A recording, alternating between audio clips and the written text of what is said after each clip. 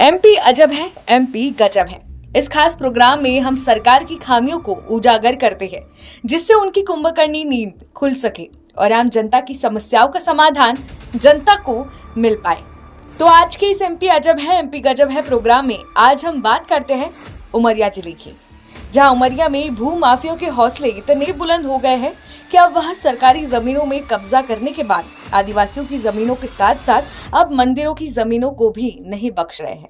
ऐसा ही एक मामले की शिकायत सैकड़ों की संख्या में कलेक्ट्रेट पहुंचे आदिवासियों ने कलेक्टर से की है। आपको बता दें, मध्य प्रदेश की मोहन यादव की सरकार शपथ के बाद भू माफियाओं पर सख्त कार्रवाई करने एवं आदिवासियों को उनके हक दिलाने के लाखों दावे करती है, लेकिन मोहन यादव सरकार के ये सभी दावे उमरिया में ही आकर दम तोड़ देती है और इसकी बानगी भी देखने को मिलती है, जहां ये भू माफिया मंदिर को भी अतिक्रमण करने से पीछे नहीं हट रहे हैं। उमरिया जिला मुख्यालय अंतर्गत वार्ड नंबर 4 के मोहनपुरी में मंदिर की जमीन का भूमाफियाओं के द्वारा जमीन कब्जा करने का एक मामला सामने आया है, जिसका विरोध वहां के आदिवासियों ने किया तो उन्हें भूमाफियाओं के दौरान जान से मारने की धमकी भी दी गई। इसकी शिकायत को लेकर वार्ड नंबर 4 के सैकड़ों आदिवासियों ने एक ज्ञापन उमरिया कलेक्टर को दिया है, जिसमें आरोप लगाया गया है कि उमरिया का एक भूमाफिया ऋषि जैन आदिवासियों की जमीन को कब्जा कर उसे मोटे दाम पर बेचने की फिराक में है। ऋषि जैन की वार्ड नंबर 4 में ना तो उसकी जमीन है, इसके बावजूद भी वो वहां आकर भगवान शंकर के मंदिर को तोड़फोड़ कर उस पर कब्जा करना चाहता है और मंदिर से सटी 5 फीट जमीन को कब्जा उसने अभी तक कर लिया है। जबकि हम सभी आदिवासी आदिकाल से भगवान शंकर और खैर माता की पूजा करते आ रहे हैं, जिस पर उस भूमाफिया की नजर है और वह अब उस पर कब्जा कर मोटे दाम पर बेचने की राह में है। भूमाफिया ऋषि जैन के ऊपर कार्रवाई कर हमारी 5 फीट जगह को वापस दिलाई जाए, जिससे हम आदिवासी अपने रीति रिवाज के हिसाब से पूजा पाठ कर सके, ऐसा वहां के आदिवासियों का कहना है। देखिए उमरिया से ये खास रिपोर्ट।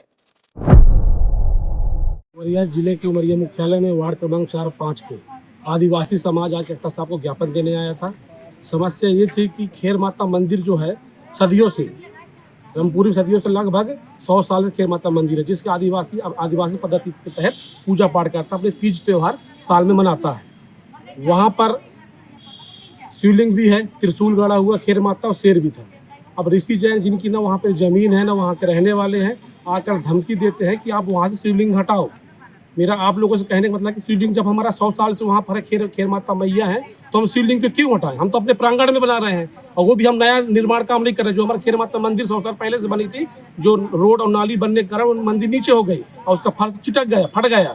हमने उसकी मरम्मत का काम किया था और शिवलिंग जो खुले में था, आवारा जानवर उस पर गंदगी करते थे, तो हमने 2.5 बाई 2.5 का उनका छाया बनाया है। हमने कोई गलत नहीं किया, तो हमको धमकी देता है आकर कि तुम शिवलिंग हटाते हो नहीं हटाते हो, नहीं हटाओगे तो मैं देख लूंगा।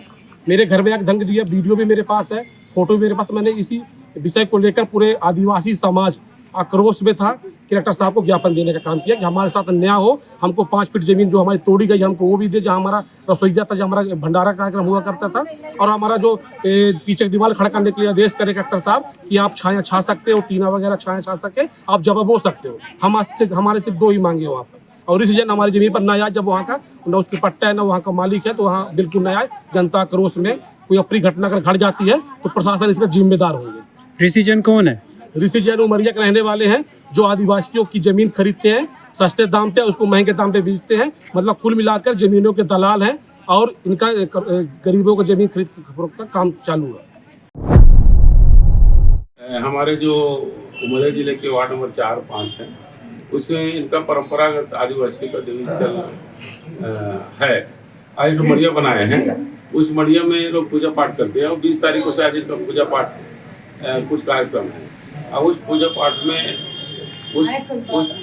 पाठ में जो ये लोग पुताई उताई करते हैं दीवार में, तो जैन समाज का आदमी है, ऋषि जैन शायद नाम है, वो इसको मना कर रहे हैं ऋषि जैन।